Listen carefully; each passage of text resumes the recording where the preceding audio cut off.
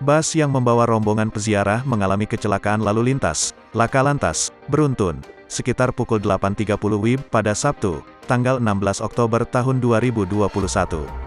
Berdasarkan informasi yang dihimpun, peristiwa ini terjadi di KM 69 Tol Tangerang Merak.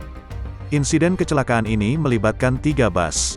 Akibat kecelakaan beruntun, salah seorang supir meninggal di tempat dan 17 korban lainnya mengalami luka-luka.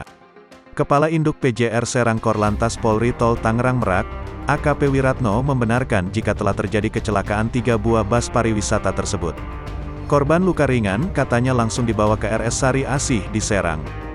Situasi sekarang di lapangan sudah berjalan seperti semula. Sempat terjadi kemacetan sekitar 2 km saat kecelakaan, tuturnya.